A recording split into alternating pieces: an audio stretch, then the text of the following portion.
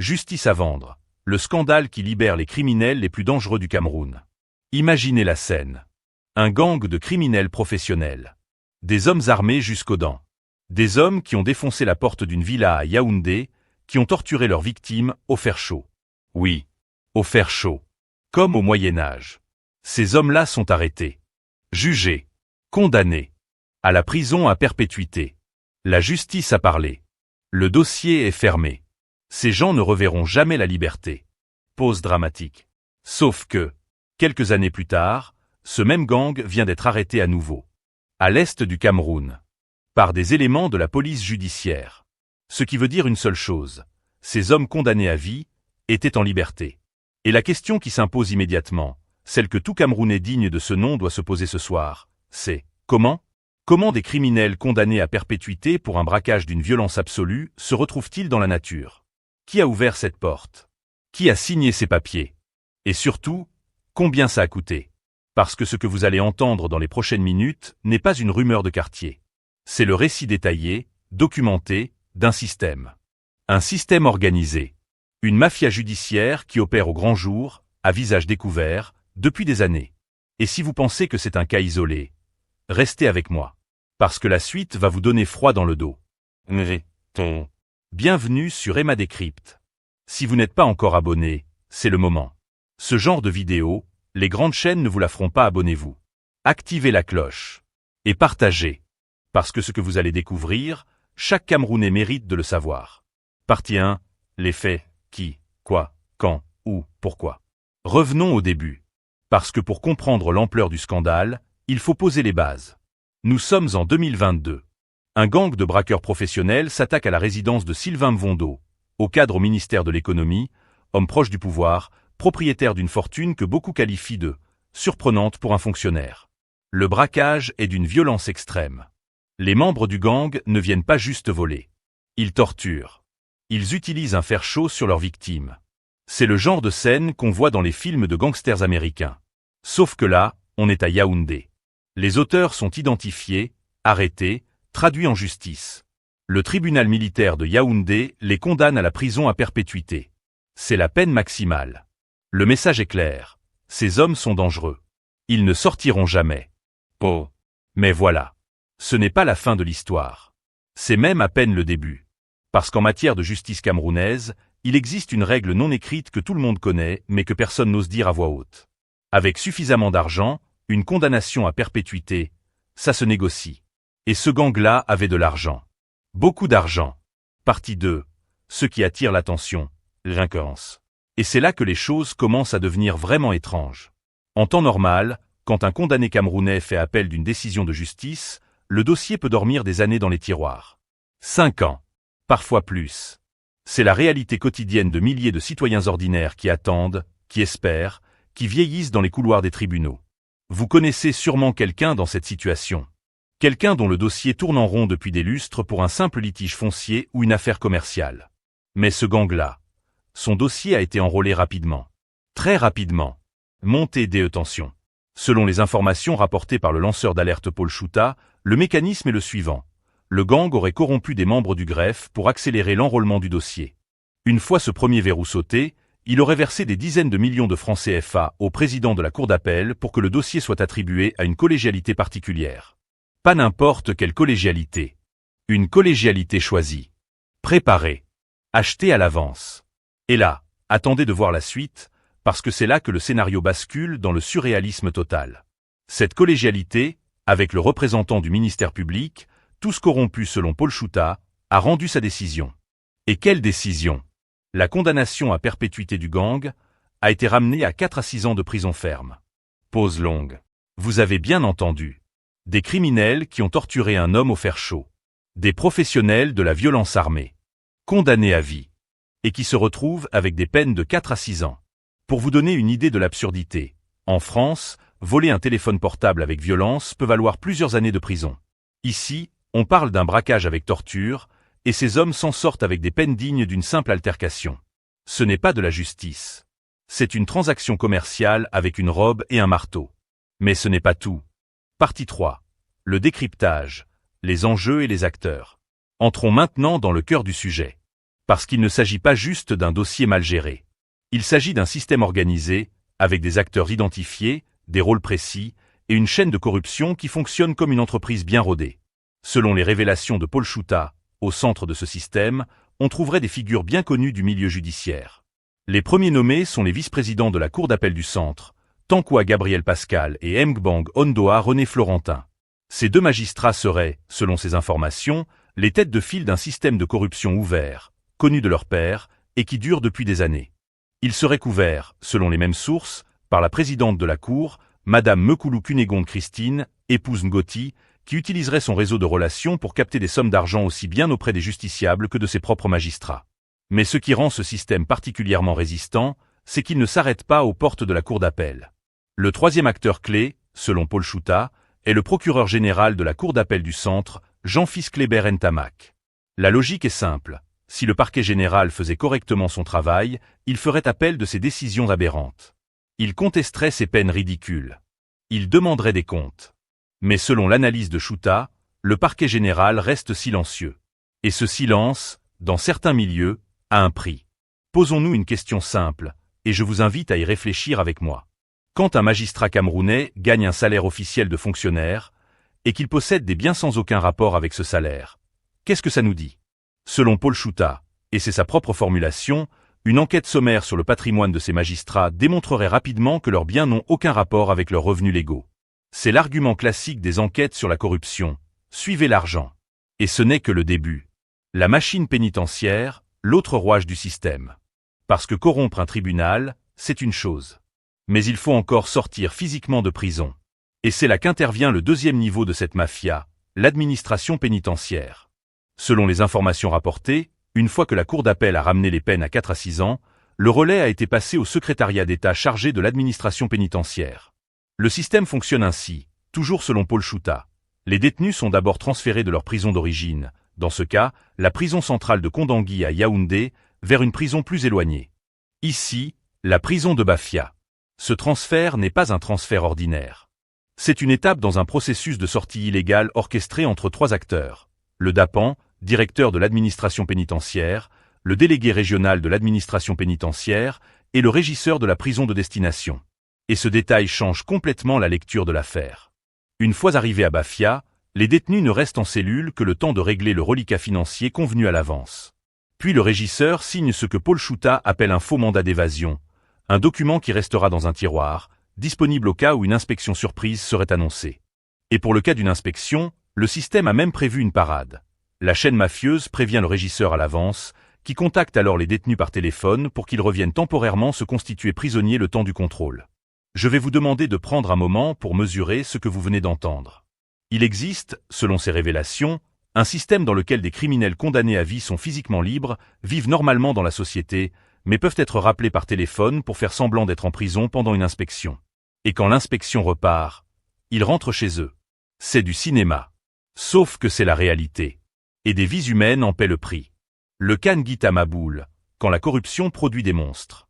Parce qu'il ne faut pas croire que le gang d'Atango est un cas isolé. Paul Chouta cite d'autres exemples dans ses révélations. Il mentionne notamment un certain Nguita Maboul et son frère Binoumar, condamnés à 17 ans de prison ferme pour trafic de drogue, et libérés contre de fortes sommes d'argent.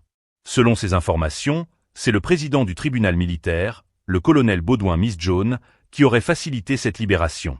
Et la suite est encore plus surprenante.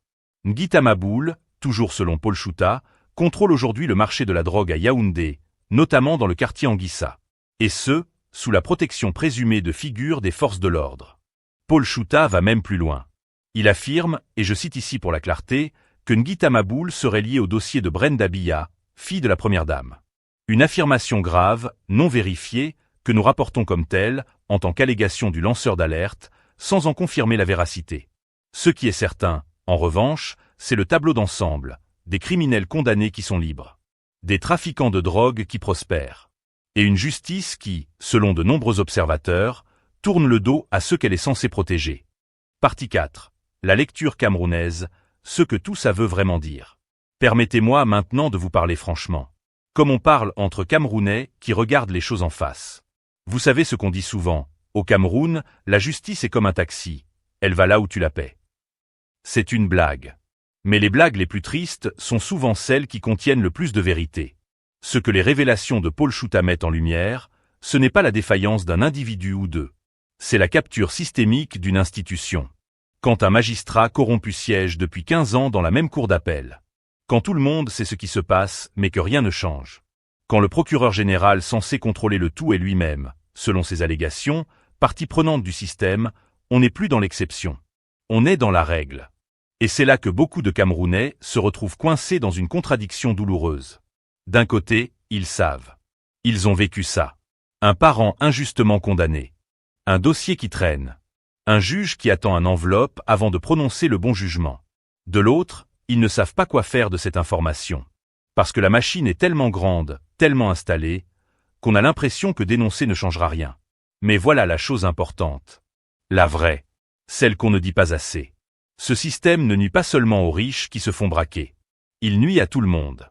Il nuit aux petits commerçants d'Anguissa qui subit la pression des dealers de quartier. Il nuit à la famille dont le fils a été tué lors d'un braquage et qui apprend que les auteurs sont dehors parce qu'ils ont payé des magistrats. Il nuit aux jeunes policiers qui risquent sa vie pour arrêter des criminels. Et qui regardent ces mêmes criminels revenir dans la rue quelques mois plus tard. C'est un peu comme si vous construisiez une digue pour retenir les eaux d'une rivière en crue. Vous travaillez. Vous suez. Et quelqu'un, la nuit, vient ouvrir les vannes contre espèces sonnantes et trébuchantes. Le résultat, c'est l'inondation. Et ce sont toujours les mêmes qui en paient le prix. La question du lanceur d'alerte. Il faut aussi parler de Paul Chouta lui-même. Parce que son rôle dans cette affaire n'est pas anodin. Paul Chouta est un journaliste et blogueur camerounais connu pour ses prises de position tranchées et ses révélations sur les milieux politiques et judiciaires. Il a lui-même été emprisonné par le passé pour ses publications. Il connaît donc le système de l'intérieur, et pas seulement comme observateur. Ces révélations doivent être lues avec ce contexte en tête.